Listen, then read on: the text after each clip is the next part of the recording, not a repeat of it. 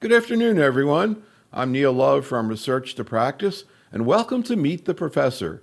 Today we talk about the management of small cell lung cancer with Dr. Carl Gay from the MD Anderson Cancer Center in Houston. This is our second webinar. We did another one recently with Dr. Sands in this series. And as always, if you have any questions or cases you'd like to present, just type them into the chat room. We'll talk about as many of these as we have time. There's like a 1 minute, 10 item survey that we're sending out to you. If you could please take that before and after the meeting, it really helps us a lot to understand what your needs are.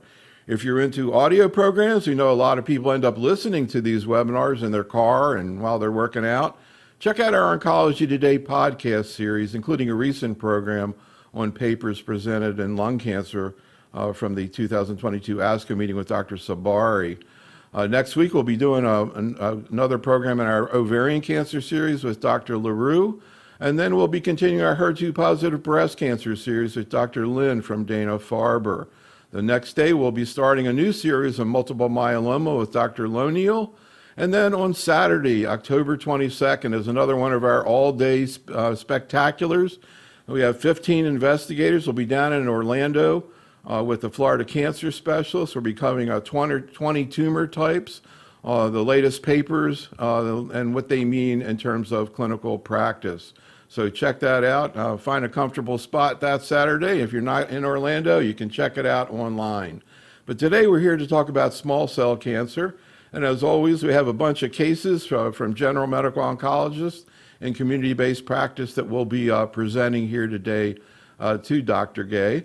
I'm going to start out, actually, in a minute, we're going to start with a couple of papers that Dr. Gay did. But Carl, last night in our webinar, there was a doc who said, hey, can I submit some cases for tomorrow night?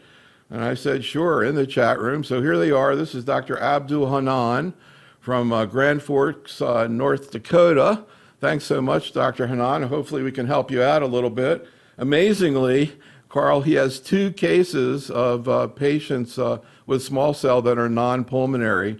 So we're going to ask you to provide feedback on that. But just first, I'm just kind of curious. We were chatting a little bit about this, why you ended up getting into small cell. You know, I hear all these cases from docs in practice. It's so frustrating to see, patients responding to chemo and then, going downhill. How did you end up getting interested in this?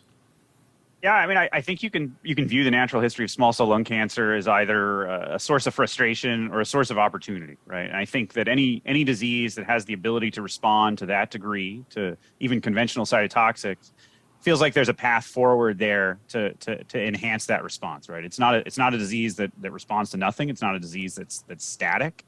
And so I really felt like there was an opportunity to consolidate the disease and really transform the outcomes for small cell patients. And then the lack of personalization of therapy there, again, it felt like we were lagging behind non-small cell lung cancer, and there was a need to kind of focus greater interest on it in that regard.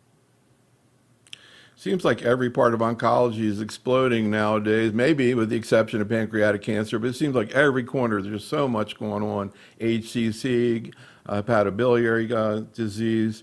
But anyhow, let's get back to these 2 cases. Dr. Hanan, see if we can help them out a little bit. Young patients, 39 years old, a 39-year-old woman, the smoking history, has rectal bleeding, has a presacral mass there, and the biopsy looks like it's small cell cancer. How would you treat the patient? Would you opt for PCI? Any thoughts about this case? Yeah, I mean, I think it's sufficient to say that extrapulmonary small cell remains kind of a black box in terms of in terms of standard of care, and for the most part is extrapolated from small cell lung cancer with occasional sort of peppering of that particular primary site's standard of care. In a case like this, it sounds like this patient may have localized disease, and so I think opting for some definitive treatment, without further description, I don't know whether it's surgically resectable, but I do think if it appears to be a very localized lesion, then either surgery or perhaps chemoradiation would be appropriate. It sounds like they are planning to do something definitive, given the question about prophylactic cranial irradiation. Most of the admittedly small retrospective studies have shown that brain metastases are significantly less common in extrapulmonary small cell than in small cell of the lung. They're not unheard of, but but infrequent enough that probably prophylactic cranial radiation would not be considered a standard approach here, even in somebody at this age. So it's hard to rule definitively on PCI, but I would generally rule against it in patients with extrapulmonary disease. So actually, Dr. Hanan's in the chat room. He says they use cis, etoposide, and radiation therapy. So I guess kind of like limited stage small cell, basically. And we'll get into that. I think I would have approached it exactly that same way. So, yeah, one of the reactions we get from docs in practice is, they feel confused sometimes, and they feel good when they see that other people maybe are having a hard time figuring out what to do because there's no data. And here's another situation Dr. Hanan has, 81-year-old woman, right-sided colon mass, small cell cancer, looks like it was removed, 2 of 28 lymph nodes are positive. And the question is further management. He says the patient's 81, not eligible for CIs. Again, question mark PCI, and quote, she cannot get XRT to the abdomen. So what would you think about it? It sounds like a colon small cell. Yeah, and maybe a mixed adeno and small cell. One additional thing I might advocate for in this case that may seem a little bit unusual for small cell practice is to get molecular profiling here, because occasionally these can be BRAF mutated. And it seems to be sort of a predilection for transformation in the BRAF V600E population. So that may open up a treatment avenue. Again, this is coming from somebody that doesn't routinely treat colorectal cancer. But, for a patient like this where you had a surgery that sort of incidentally found small cell, but now appears to have had definitive treatment for that, I would advocate for some form of adjuvant therapy, in a case where cis is not, a patient's not cis eligible. Carbo is a reasonable substitute, and I probably would approach it with a carbo-etoposide combination. So any thoughts about this SWOG study that's actually looking at extrapulmonary small cell, but this, I guess, is metastatic disease, and neither of these patients have Mets, but any thoughts about this trial? I'm amazed you try to get 189 people. That sounds challenging. It's going to be a challenging trial to enroll because of the rarity of this disease, but I think it's a really critical question. We, as I mentioned before, we extrapolate from small cell lung cancer here, and so many folks are already using a chemoimmunotherapy combination and appealing to insurers for that. But we don't know if these are more or less sensitive to anti-PD-L1 than small cell that arises from the lung. And so I think it's an important study to do if it turns out to be practical to actually enroll it. And also to our audience, if you have a patient with metastatic disease, maybe try to get them in this study and help us figure out how to treat these patients. All right, well, before we get into some of the cases we have prepared, I wanted to ask you about a couple papers. And this first one I put in here really because I have no idea about this field at all, but it looked really interesting. A lot of great graphics in the field. So without challenging my translational knowledge too much, can you give me kind of a broad overview of what this is all about? It seems really interesting. Yeah, but in this, we were sort of reviewing what was known and then combining that with a little bit of our own internal lab-based data on how the metabolome influences both small cell and non-small cells' interaction with its microenvironment. And I think small cell is where our research focus is. One of the things about small cell is it's a very greedy tumor when it comes to energy. And so the level of glycolysis in small cell sort of outpaces the body's ability to do anything with the products of glycolysis, or outpaces the cancer cell's ability to do it, I should say. And so you end up with these high levels of lactate. This Warburg effect is well characterized in cancer, but it seems to be really at an extreme in small cell, and may, at least in part, explain the immune desert phenotype that we see in small cell lung cancer, because that low pH creates a really inhospitable environment for T cells. And any folks that know anything about small cell histology will know that you're almost never T cells, despite the high TMB and all the things that you might think make these tumors really immunogenic. They don't seem to be. And so there's something that's preventing the T cells from infiltrating. And we propose that it's at least in part the metabolomics of the cancer cell itself. Interesting. Any specific therapeutic options that may be tied into this kind of strategy? The things that are already in under investigation, like metformin, that are meant to influence the cellular metabolism, I think are probably not going to make a dramatic change here. There are a number of very preclinical, like not yet first in human compounds that may block the secretion of lactate or may block glutamine uptake, which is a really important resource for energy of small cell and other tumors. And so, I would say things that aren't quite ready for prime time, but certainly an approach that's worth pursuing for the future.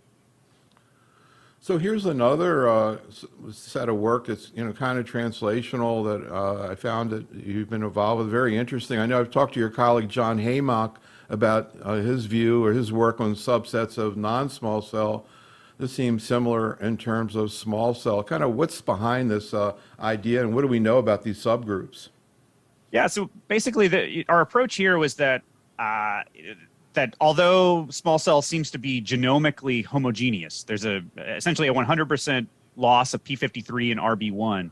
And so it's not like non-small cell where you have these various driver oncogenes, right? You lose tumor suppressors in small cell. And those things don't reveal a lot of heterogeneity about the disease and also don't offer therapeutic targets.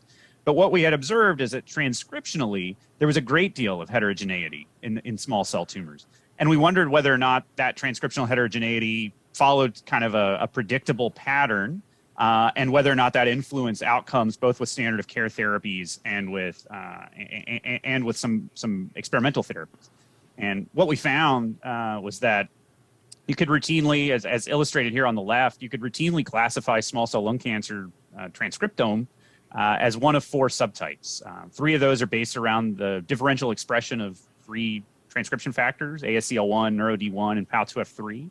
And then we identified a subtype that was not previously appreciated. We called the inflamed subtype because sort of is the exception that proves the rule that I mentioned earlier, that small cell lung cancer is an immune desert. So this rare subset, maybe 15 to 20% of small cell lung cancer, is not. It has high T cell infiltration, high immune checkpoint expression.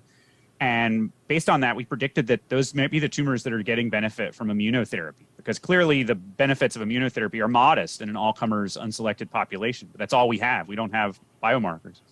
And indeed, that's exactly what we found. We found in the Empower 133 data that if we classified these tumors into subtypes, those inflamed tumors experienced a near doubling of their survival, whereas the more common uninflamed small cell lung cancer subtypes experience very little benefit at all. Certainly no sign of detriment, but clearly a lot of the work in kind of pulling up the Kaplan-Meier curve is hoisted on the shoulders of these rare inflamed tumors here. So it makes us think that A, you could select patients that are going to get the best benefit from this, and B, we need to be focusing on ways to better inflame these other subtypes that are not really experiencing interaction from the immune system. So are these subtypes going to be incorporated into ongoing clinical trial design? Yeah, so they absolutely are. And so we've worked out, at least preliminarily, CLIA assays to assign tumors into the correct subtype, using immunohistochemistry. I think there may be more sophisticated ways to do that in the future using both tissue and blood-based biomarkers. DNA methylomics, in particular, have shown a lot of promise for this. And so I think certainly within the year, we expect to have the first trials that are assigning patients to therapy based on their transcriptional subtype. So we got a great case in the chat room. Tell me what you think about this from Julia. Esophageal small cell with METs, status post carbo, etoposide, atezo for 2 years, progressed to the adrenal and gets topotecan for 20 cycles. What's next? She asks. Goodness, yeah. I mean, that's a really exceptional responder to the therapies that they've had. And so I wonder if that patient, if they were on carbo-etoposide atezo for 2 years, my guess is that there was a long platinum-free interval in there. If most of those 2 years were spent on atezolizumab maintenance. So one option, although it's not a particularly sexy option, I suppose, is retreatment with platinum, often combined with perhaps a different partner like irinotecan. But there's, a lot of the data suggests that in small cell of the lung anyway, retreatment with platinum in patients that have a long platinum-free interval is probably better than anything else out there. There's not data for lurbinectedin in extrapulmonary small cell, but I don't think it would hurt to consider it. There's no reason to think mechanistically it would not work there as well as it works in small cell of the lung. There's also better data for ipi-nivo in combination, and it's actually in the ipilimumab and nivolumab in the NCCN guidelines for these tumors. This patient obviously has had PD-L1 in the past, but we know that sometimes the combination is able to generate a response even in patients that are PD or PD-L1 refractory. So before we get into the cases, you mentioned PD-1. Can you comment on what you see in patients with small cell in terms of PD-1 levels? Yeah, so if you're talking about tumor expression of PD-L1, the levels are extremely low. So the average small cell lung cancer tumor for sure is negative. Sometimes you will see some weak PD-L1 expression if you use the combined proportion score and you incorporate the tumor microenvironment. But for the most part, these are tumors that are negative for immune checkpoints. And so I guess is there enough positives that you can say there's a correlation or predictive benefit, or we don't know at this point? We did find in the inflamed subtype that we identified that PD-L1 is higher in that subtype, along with most of the other immune checkpoints. And so it's possible that if you had PD-L1 expression combined with other biomarkers, perhaps you may be able to capture some of these patients that are apt. But I think it would be so difficult to enroll a trial that required PD-L1 expression, especially robust PD-L1 expression, beyond maybe 1% or something. I think it would be very challenging to validate. So one more question from the chat room. This is from Dr. Hanan again, asking about these extrapulmonary. Is it possible there is a primary, you just can't see it? It's like an occult primary. I think we certainly see patients like that, in our clinic where we think, especially if it's a patient that demographically fits small cell of the lung, a heavy smoker, an older patient, where we see a primary site somewhere that doesn't really add up.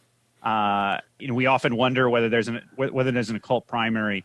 I think that's part of the reason why all of these patients, no matter how early stage you think you've caught them and resected their tumor, why they need systemic therapy to eliminate any occult disease as well.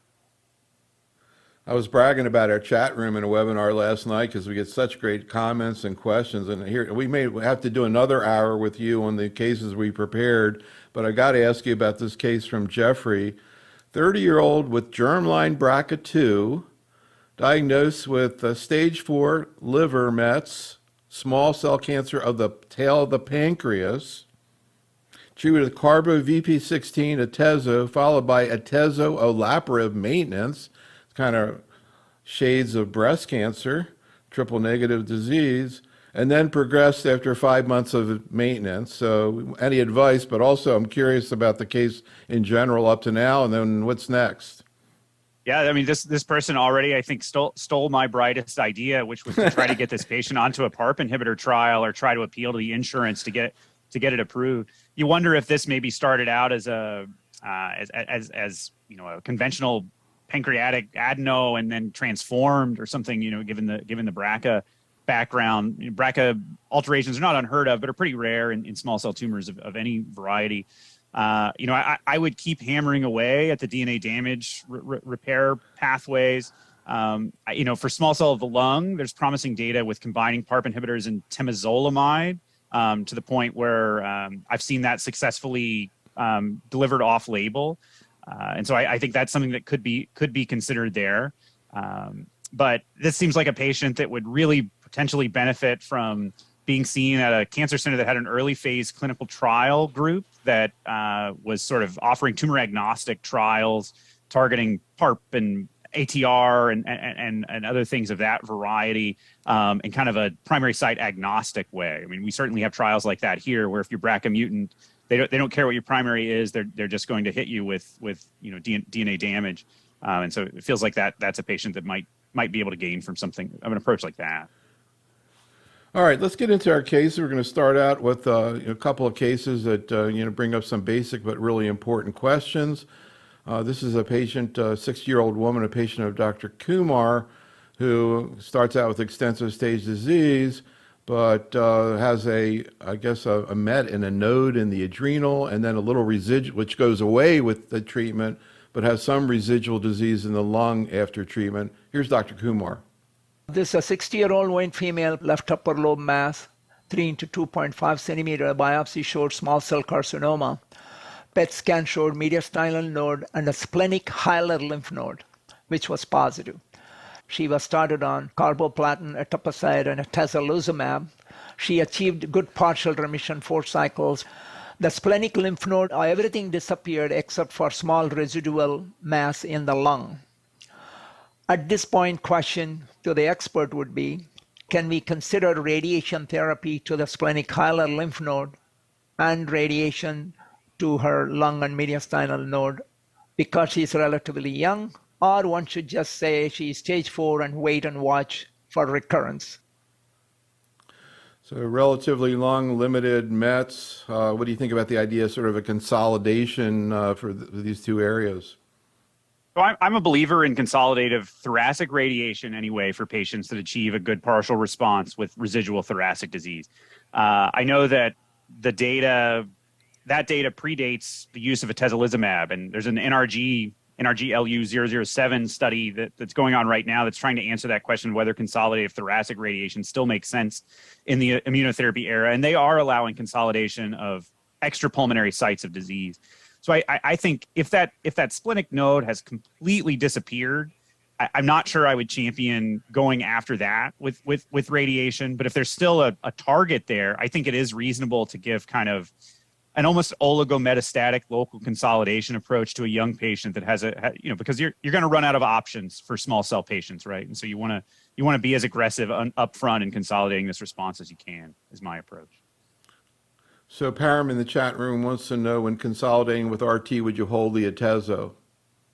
I have generally just continued the atezo and asked, just to make myself feel a little bit better, asked my radiation colleagues to just time their consolidative therapy between 2 cycles of atezo, right? You have a 3 or 4 week interval depending on which atezo paradigm you're following. And that's usually long enough to get in 10 days of radiation. It makes me feel better because there's not explicitly safety data for using it in this regard, but in other tumor types, we've used them together without any apparent increased risk for pneumonitis. So back to Hanan, Dr. Hanan in the chat room asks, this is interesting, we were talking about extrapulmonary. What's the smoking status of people with extrapulmonary? And also you were telling me before we started about non-smokers with small cell in Asia and the Asian trials. So 2 issues about smoking. Yeah, smoking status is a really interesting feature or demographic feature that we'll hear more about in the near future. You know, the association of smoking with small cell lung cancer had always been, 95+% of these patients were heavy smokers. And for various reasons, I think that's becoming less true. I think some of it is just appreciation for these patients. Some of it is transformation in driver mutant population. So, for example, EGFR mutant patients that transform either de novo or after pressure from osimertinib. So there is an increasing number of these patients, no matter who you ask. Extrapulmonary, from an extrapulmonary standpoint, it really varies. So I think there are certain extrapulmonary sites, take cervical, for example, where smoking seems to be almost immaterial to whether these patients develop small cell. Whereas in some other extrapulmonary sites, I think if smoking is generally associated with an increased risk for any primary disease from that site, there does seem to be a little bit of a skew toward enhancing the risk for small cell lung cancer, although certainly nowhere else is it as clear cut as in small cell of the lung. What about Asian patients? Yeah, you were saying they're more that's something that we just don't understand, and I'm dying to have an answer to this. So we've put together a cohort here at our institution of patients that have low or never smoking histories with small cell lung cancer to explore the genomics of this. And I would love to see similar data come from East Asian and South Asian cohorts, because I do wonder if some of these are transformations de novo, because they obviously there's a higher rate of things like EGFR mutations in that population.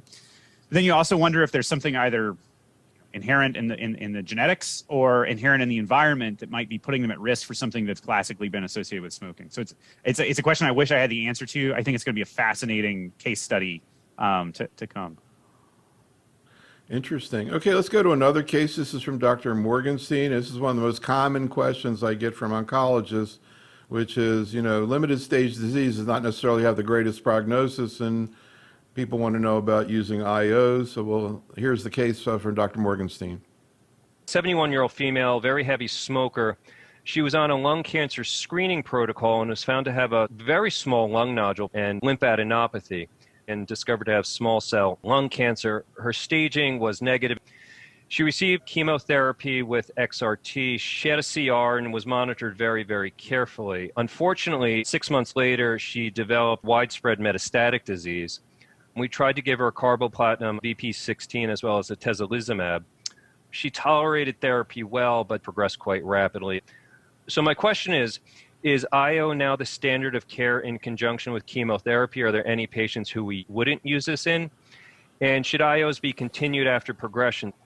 It's truly unfortunate because we saw this patient right before we opened a clinical trial looking at IO therapy with or without chemo radiation. But off trial, would anybody use either concurrent chemo IO with radiation or adjuvant off study, considering that these patients have substantially high risks of recurrence? Yeah, I think the trials that he brings up there are hopefully going to answer this question for us soon. And so I'm not aware, certainly in the United States, of anybody that is aggressive enough to try to incorporate immunotherapy into the standard of care for a limited stage patient. Although I think all of us want to try that, right? So there was a recently completed NRG study that will read out hopefully in the near future that's approaching this precise question. And so it does feel like a missed opportunity because these patients have a complete response that you're not giving them something in the consolidative setting. And so I think there's an increasing appreciation in trial design for small cell patients, both in the limited and the extensive stage setting, that we need to be more aggressive in the maintenance phase, right? That the classic approach of just kind of resting on the laurels of a really great PET scan after four cycles of therapy and saying, well, I know this is going to come back, but there's nothing I can do about it. It's just not good enough for these patients.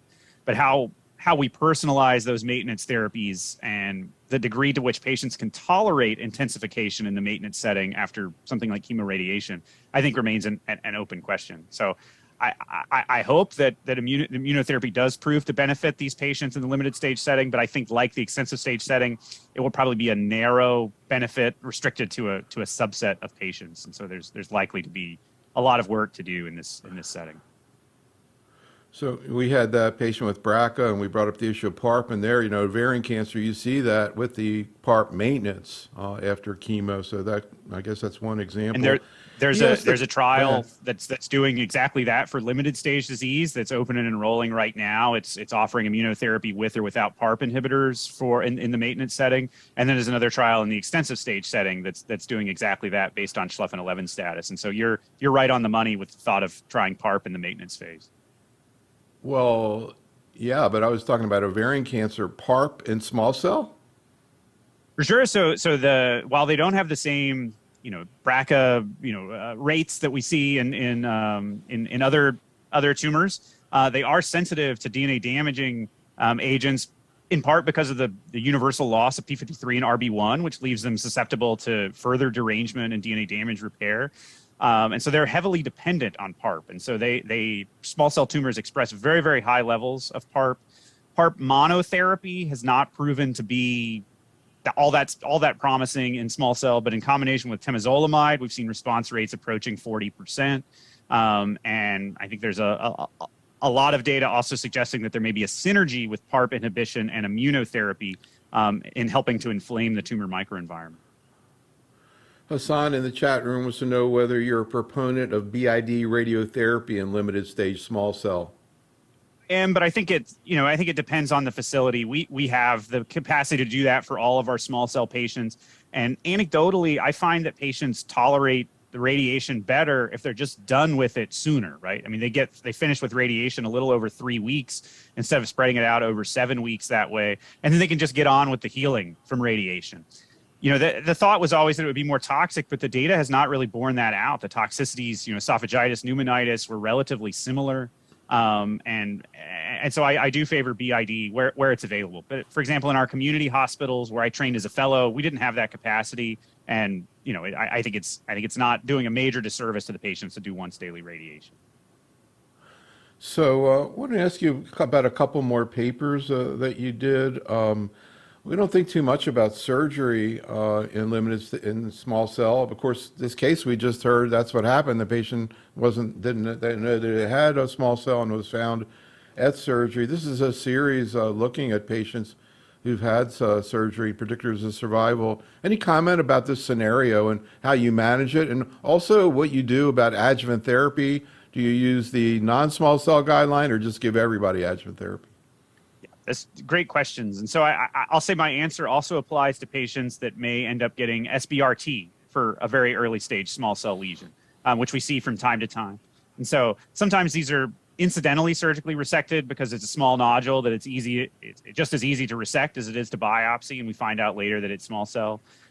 In a patient that has a T1 or T2 tumor without nodal involvement, I think it's very reasonable to consider surgery or to consider SBRT. And for all of those patients, unless there's a clear-cut contraindication the patient refuses, I advocate for adjuvant therapy. And so even for very early stage. So I do not apply the sort of 4-centimeter high-risk feature cutoffs that we use in non-small cell lung cancer. I give it to even very early stage patients. And there's data suggesting there's an overall survival benefit to using that approach. Another wild case from the chat room. Hassan has a 58-year-old patient presented with a 3-centimeter lung mass, bilateral adrenal mets, 10 centimeters, and then gets etoposide, excellent response, topotecan later, Taxol later, consolidation. Basically, he's been in complete response now from chemo, it sounds like, for 15 years. Why is this patient different? Why is this different than other patients with small cell? Yeah, I have a patient or two like this in my clinic panel, and I know of a few others at our institution that have these sort of 10-year histories of complete responses to relatively pedestrian therapies. And I think generally these are probably patients that have some sort of DNA damage alteration that makes them ultra sensitive to chemotherapy, or they may be patients that fall into this inflamed subtype, because we have a little suspicion that those are patients that even without immunotherapy may be able to provoke an anti-tumor immune response. With even just when you experience cytotoxics, and so there's something provoked the immune system here in order to protect this patient from a relapse for all this time, right? It can't just be cytotoxics alone. I guess you don't see pol E in small cell, right? Very, very occasionally, yeah. I mean, less than 1%, certainly. So what about Dr. Morganstein's question about who do you not give an IO to? So, in general, when we talk about IOs, prior autoimmune, transplants, et cetera, et cetera.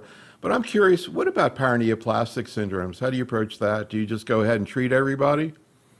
Yeah, so I think it's important to distinguish endocrine and paraneoplastic syndromes from the more sort of neural paraneoplastic syndromes that are autoantibody mediated. So endocrine paraneoplastic syndromes, I certainly don't have any qualms. Those tumors or those paraneoplastic syndromes generally get better with cytoreduction. In patients that have, while they're rare, that have the, autoantibody Lambert-Eaton and stiff person syndrome, things like this, I would have some hesitation at offering immunotherapy. And part of that is just because the benefit of immunotherapy is relatively modest in small cell lung cancer. And so the risk-benefit calculus, I think, is a bit different there than in tumor types melanoma or cutaneous squame. Some of these tumors that have these really dramatic responses to immunotherapy, maybe you sort of cross your fingers and close your eyes and try it. But, in an all-comers population, offering 2 months of overall survival benefit for something that could threaten a patient's life, some of these paraneoplastic syndromes can be very serious.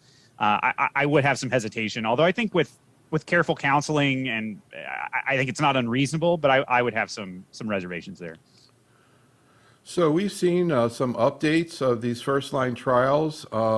We put them in the slide deck if people want to read about it. It's always been interesting to me that pembrolizumab, which had a very similar approach, didn't reach statistical significance. We just saw this update here. It still looks like it doesn't reach statistical.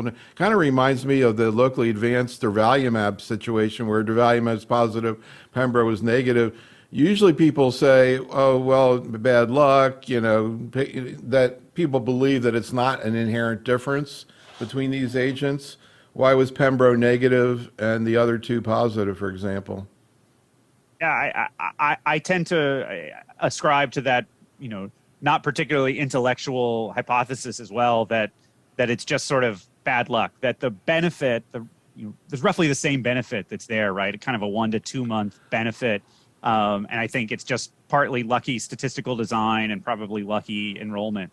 I think the benefit is modest across the board for PD-1 and PD-L1s. We're lucky to have the two that we have. I think they make nice things to build upon, but I don't think it speaks to an inherent resistance to Pembro or Nivo, for example, in this setting. So here's the update of the Empower study. You can check it out. The one thing that I thought was interesting, we were talking about PD-1, and it looks like PD-1 was not particularly predictive of benefit. And I guess we were talking about that before.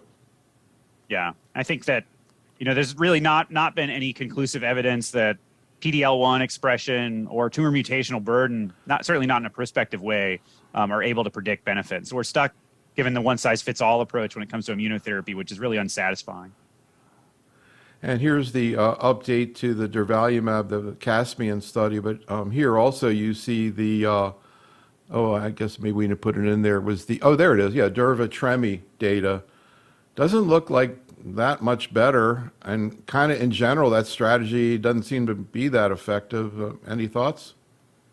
I agree with you. And this was pretty disappointing because in the relapse setting, the combination of ipilimumab and nivolumab seemed to offer more benefit than nivolumab alone. So I think the thought was, well, if these patients can tolerate combination immunotherapy in combination with chemo, which is a big if, right, that there will be some enhancement of the response there. I think the enthusiasm on that has really cooled now in the extensive stage setting. And so it may be about patient selection. If you're able to identify these inflamed patients, maybe they would get more benefit out of combination immunotherapy than they would single agent immunotherapies. But I think in an all-comers population, it's probably not going to be a major path forward. So last night we did the program on head and neck cancer. We were talking about that with nasopharyngeal cancer. There are 3 checkpoint inhibitors that have positive phase 3 trials that come from Asia, but none with Pembro, Nivo, or anything out of the United States. We see a lot of trials coming from Asia that we try to understand. Here's another PD-1 inhibitor. Well, actually, this is PD-1, so I guess this is the first time PD-1 was actually looked at. But again, it looks like what we've been seeing pretty much mirrors the same numbers. And then this other agent, I'm not even going to try to pronounce it, but again, kind of a Me Too, anastrozole, letrozole thing to me. Any comments about these drugs that come from China? I think that there's certain subsets of lung cancers in general, including small cell lung cancer, seem to be more common in East Asian populations. So I think it's important to consider these data. I think there's a benefit to enrolling patients in East Asia because of the frequency that they see some things like this, EGFR, et cetera, there.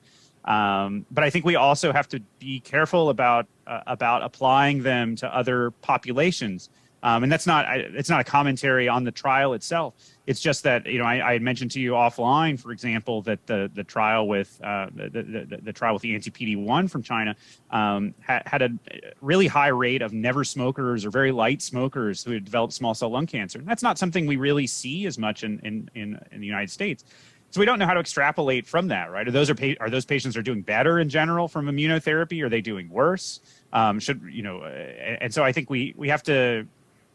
Again, just exercise caution when applying that to our standard of care practice here. All right, let's get back to some cases from practice. This is a patient of Dr. Miller, 66-year-old man with extensive stage disease, gets carbo-etoposide atezo, but then has disease progression and also now has CNS mets. And actually, he ended up getting lurbinectedin alternating with radiation therapy. And as you'll hear, he also had an interesting NGS assay. Here's Dr. Miller. So here's images when we first got his initial CT scans. So not surprising that the top image here is the CT scan was without contrast. His initial scan, he had extensive hilar and mediastinal involvement. I think this is really why he was suffering so many side effects. And this is actually a scan only after his first 2 cycles of therapy with substantial improvement there, had resolution of that right-sided diffusion and significant reduction in the mediastinal mass. And that was, again, only after 2 cycles. here, unfortunately, is showing where he had a very good response. He had a best partial response where he started. That was on the right side, so 2 months earlier, was a CT abdomen and pelvis. And while that large liver mass had shrunk quite substantially on the left side is when he had progression. And this was after just about 2 months of immunotherapy. I'm curious to hear for our small cell lung cancer population, do we routinely send for molecular panels? For him, I think it was a good idea. He did have an FGFR1 gain, and this actually did have a phase 1 clinical trial that was an option for him. My biggest problem that I've had is how do we deal with this patient population when they have a refractory platinum disease? Lurbinectedin's our only real option, but they're also having progression in the CNS, and that's a really tough one. What would be the role of something like trilaciclib in these patients who frequently are dealing with neutropenias since they've been on multiple lines of chemotherapy? So a bunch of things to comment on in the case. Any thoughts? Yeah, several good questions in there. And so I'll try to pick them off one at a time here, but redirect me if I miss anything. And so the question about whether or not we send molecular profiling in small cell lung cancer, I guess is yes, when we can successfully justify it. And so we'll occasionally, for example, get a liquid biopsy on a patient that we can see has metastatic cancer, lung cancer, without having a diagnosis yet, right? And so sometimes these patients turn out to be small cell, and we'll have the luxury of molecular profiling. You know, there are not common targetable alterations in small cell lung cancer, and so it's hard to justify it in general. It's very useful from a translational and a preclinical perspective, but I'm not sure, you know, when you're dealing with insurance companies that we can routinely do this testing. Hopefully in the near future, we can get towards a more personalized approach. But, you know, I as much as I advocate for it as somebody that thinks more information is power, you know, I think we have to be mindful of, you know, the patients potentially suffering the economic consequences of ordering a test that's not standard of care, and it can be expensive. That said, they did find a targetable alteration here, and I think anything that opens up clinical trial avenues for small cell lung cancer patients is obviously a good thing, because particularly in the platinum refractory setting, right, there's a patient that had a very short platinum-free interval, and the question was, you know, lurbinectedin versus anything else in this population. You know, lurbinectedin, like most things in small cell, showed a better response rate in patients that had a longer platinum-free interval. The response rate wasn't 0 for platinum refractory patients, but it was lower. And so these are patients, I mean, all of my small cell patients, I try to look for clinical trials, right? But I think these are patients in particular that I try to get somewhere where there's a clinical trial option for them. And so, you know, while I think lurbinectedin would still be considered the standard of care here, topotecan, I suppose, I think you have to have very modest expectations for the benefit that you're likely to gain. And so it'd be nice to try something different. We just don't have, you know, all that we have are cytotoxics in the relapse setting that you can routinely get insurance to cover.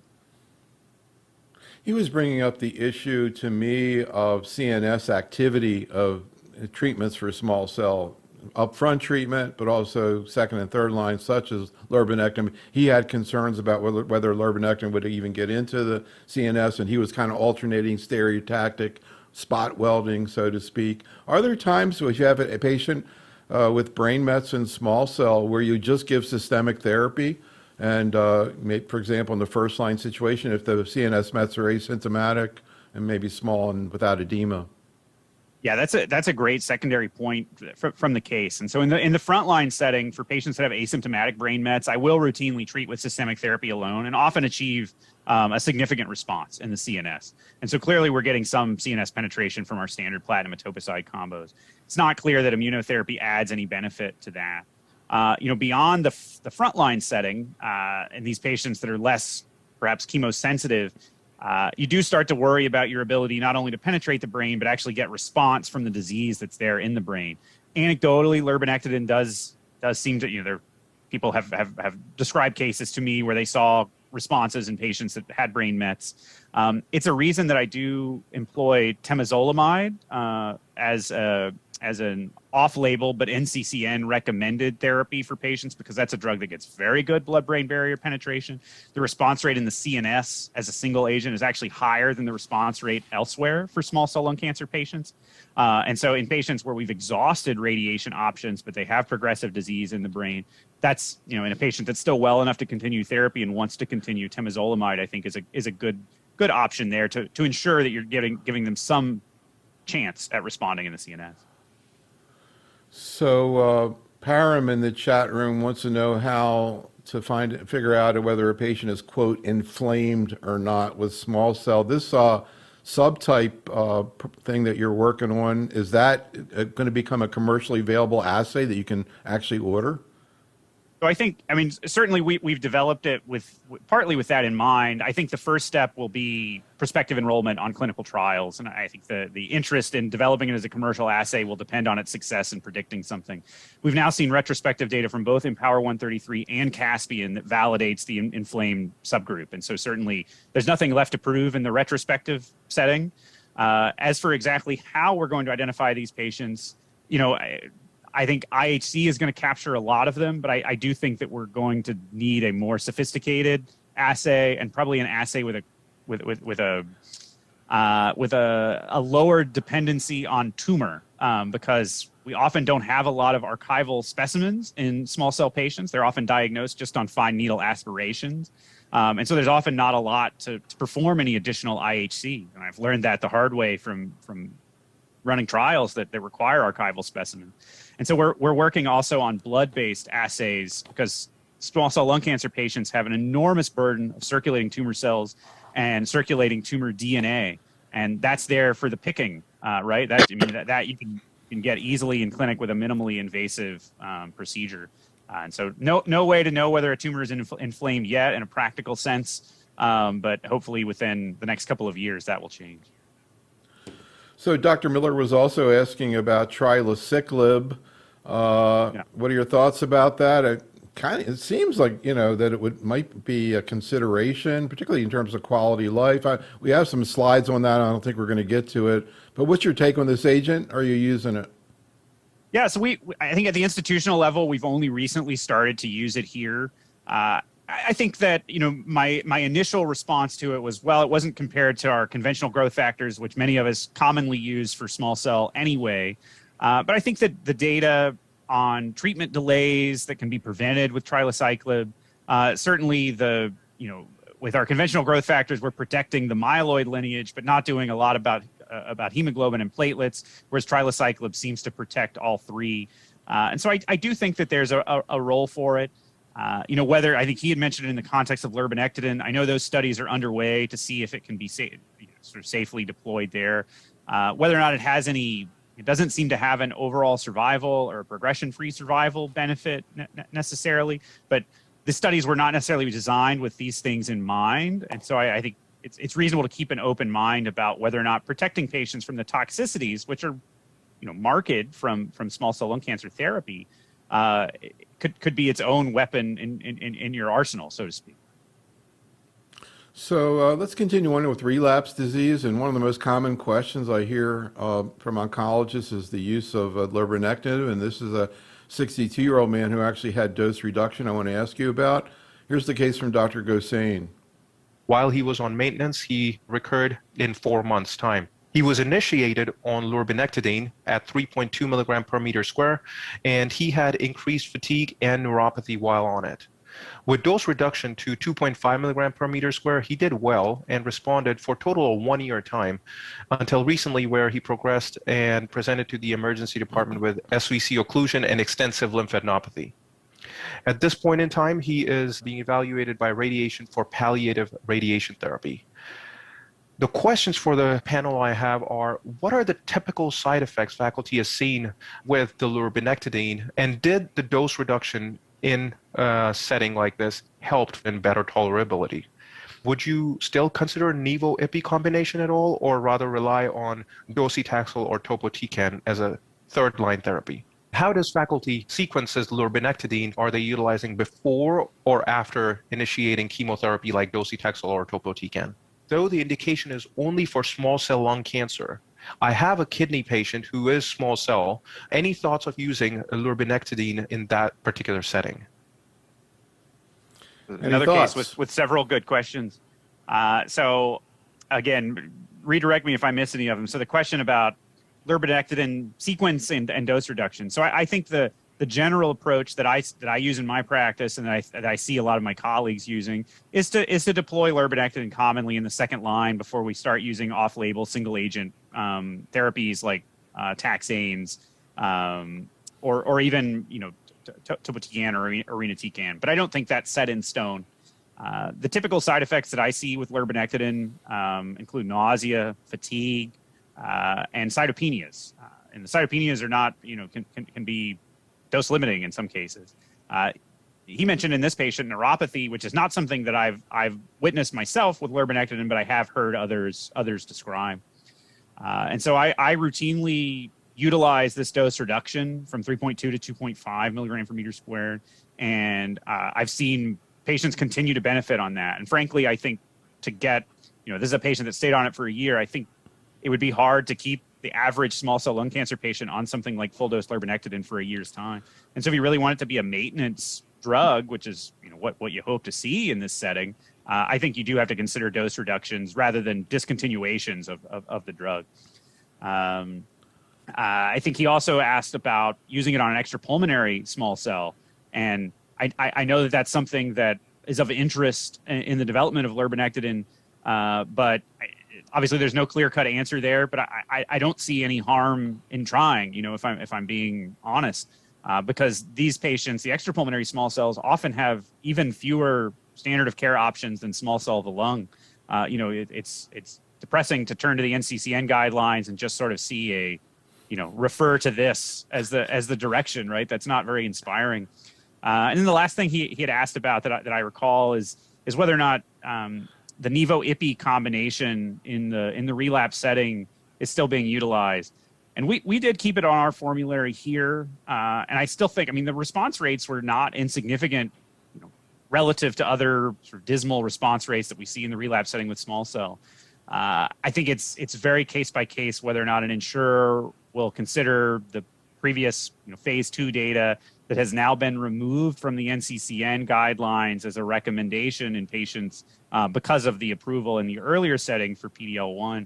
And so we've had less and less success in getting that. But I think if you're out of options or out of dealing with a patient that you don't think will tolerate cytotoxic therapy, I think it's reasonable to attempt. So flipping back to some papers, I was curious about this SLFN, or SLFN, I'm going to try to pronounce it, as a biomarker to response to lurbinectedin. What is this? Yeah, so it's pronounced Schlafen, which I don't speak German, but I'm told it's German for sleep. Really? So it sort of puts the cell cycle to sleep a little bit and pauses it in order for it to undergo DNA damage repair. And so what we've shown, along with other groups, is that Schlafen-11 is kind of a jack of all trades in terms of a biomarker for small cell lung cancer. It probably predicts response to platinum therapy. We see Schlafen-11 positivity in over 50% of small cell lung cancer patients, so it's not an infrequently expressed biomarker. It does seem to predict, also preclinically at least, benefit from lurbinectedin. And we found, in the paper that you had up there a moment ago, that in those patients that are lurbinectedin, or in those models rather, that are lurbinectedin resistant, and we think that Schlafen-11 dependent, Schlafen-11 negative patient are tumors that are resistant, that you can add an ATR inhibitor and overcome that resistance. And so you can sort of decide whether somebody needs lurbinectedin single agent or lurbinectedin plus ATR based on their Schlafen-11 status. But again, purely preclinical at this point. This is murine models and cell lines. If it ever does come to practice, I'm curious what the trade name is going to be. We can come up with something about putting the cancer to sleep or something. Yeah, it makes for good sort of witty titles to review articles and things. Anyway, yeah. Right. So as always, we put a bunch of review papers in the slides for you to check out. These are a couple of review articles on lurbinectedin. And any comments about the mechanism of action? This is basically chemo, or a little bit more than that in terms of how it works in terms of transcription. Yeah, I think the impact on stalling transcription, I think, is a little bit unique for the way we think about chemotherapies. But at its heart, it does inflict DNA damage. The cell death is probably due to accumulation of DNA damage, at least partially. And the side effect profile kind of mirrors what we see with cytotoxics in small cell lung cancer. And so I think considering it kind of a piece with chemotherapy is probably the most accurate way, as opposed to a targeted therapy or certainly an immune therapy. So there are a lot of trials looking at incorporating lurbinectedin, particularly into first-line therapy. Here's one looking at topotecan or lurbinectedin combined with durvalumab. This is a phase 3 study, the M-Forte study. This is a pretty interesting trial. Any comments on this? I guess basically trying to integrate lurbinectedin into maintenance. Yeah, I think this harkens back to the comments we made earlier about maintenance therapy and how you have these patients that have had dramatic reductions in tumor, and then you just kind of sit on it, right? I mean, in some cases you're continuing immunotherapy, but you know you're not benefiting the largest population of patients. And so, integrating more aggressive therapy into the maintenance setting, I think makes sense to further cytoreduce the tumor. There's also the notion that you may have synergy with immunotherapy, right? If you're inflicting DNA damage, that may help to inflame the tumors, whether it's with a PARP inhibitor, lurbinectedin, topotecan, the various things that are being tried in this setting. So I do think that there's a good rationale here. Down the line, when we understand the heterogeneity of these tumors better, and how that heterogeneity evolves over time, I think what we'll explore is what is actually left after the initial cytoreduction, right? Are the cells that are left over that eventually repopulate the tumor the same cells that started, or are these chemo-resistant sort of persister cells that need a different strategy to further ablate? And so they may need something more creative than just kind of throwing our conventional cytotoxics at them in the maintenance phase. But these are the drugs we have right now, and so I think it's reasonable to intensify the therapy. So I'm curious about your thoughts. This is some data that was just presented at ASCO from the Atlantis trial that combined lurbinectedin with doxorubicin. It was kind of an interesting idea and trial.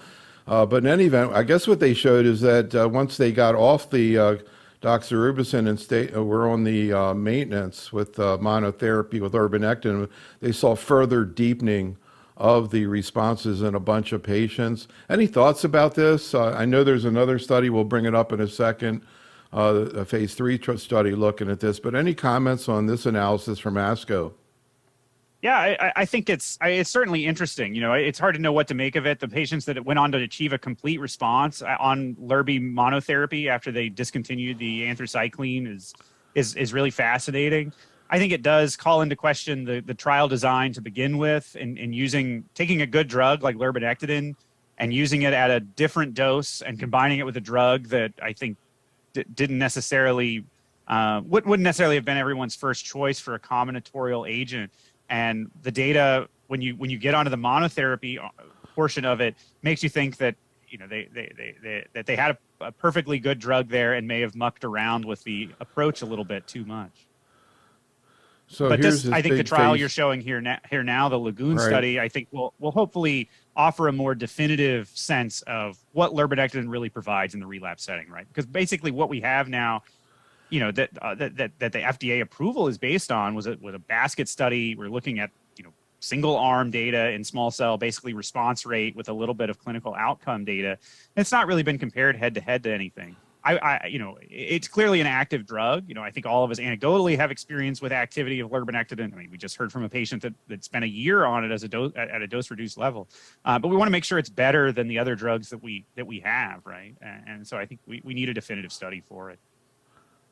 All right, let's see if we can close out with a couple quick cases. This is from Dr. Patel, 72-year-old woman who's currently smoking and received dose-attenuated chemoimmunotherapy because of her comorbidities. Here's Dr. Patel. I have a 72-year-old. She had a history of COPD emphysema and a 60-pack year history of smoking. She was an active smoker.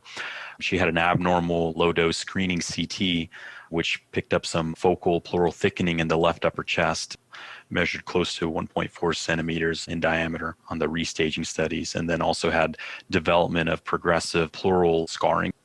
And so on her PET scan, it confirmed that she had a 5-centimeter area of pleural thickening in the left upper lobe. And so we ended up doing a CT-guided biopsy, and it confirmed that she had a small cell carcinoma. Her baseline ECOG performance status was a 2, and she was dependent on 3 liters of oxygen chronically. We ended up giving her attenuated doses of carboplatin, etoposide, and atezolizumab. She actually had went into a very good partial response, a marked reduction in her pleural thickening, sent her to the academic center, and they treated her with 30 gray. of radiation just based on the CREST trial there. I guess one question is, I know you can still use topotecan, but I've used it once and saw pretty profound cytopenias and side effects, and so I've switched to lurbinectedin as a second line option, but wanted to see what the experts would suggest in optimal sequencing. So a bunch of issues there. Lots of times you see people with comorbidities like this woman on oxygen. Any thoughts about this case? Yeah, I mean, this is a pretty typical case, unfortunately. A lot of these patients have a poor PS. The heavy smoking history that comes along with this disease so often that doesn't help. And the disease is so aggressive that it imposes a lot of symptoms on its own. And so, I think it's always reasonable to treat somebody with small cell lung cancer that wants treatment because you have these profound and almost immediate responses. And so I think this is absolutely the right thing to do to try to get at least, dose reduced levels here into the case, and then to consolidate with radiation. In the relapse setting, if this patient does relapse, it wasn't clear that they have yet. I agree that topotecan is tough. I don't want to come down too hard on it, but it's not a great quality of life drug because of the cytopenias and because of the way it's administered, right? 5 days in a row is not a great, lifestyle for somebody that's just seeking palliative benefit when they're nearing the end of their life. And so I think, going back to the case earlier where a dose-reduced version of lurbinectedin was active, this is a case where I might consider starting at a dose reduction, such as one dose level below at the 2.5, and then considering if the patient tolerates it really well, you can always go up on it, right? But you don't want to cause them any problems right out of the gate. So, Carl, it's been so great to work with you today. We didn't even get to several of the cases. I got more cases in the chat room. Patient with Eaton-Lambert syndrome. I'm going to guess you wouldn't be giving that person an IO, but anyhow, I think we'll just call it a day. And thank you so much for working with us today. Audience, thank you for coming on. Coming back next week on Thursday, we'll be working with Dr. LaRue. We were talking about ovarian cancer before. We'll see what she has to say about that. Be safe, stay well, and have a great night. Thanks so much, Carl. Thank you. It was a real pleasure.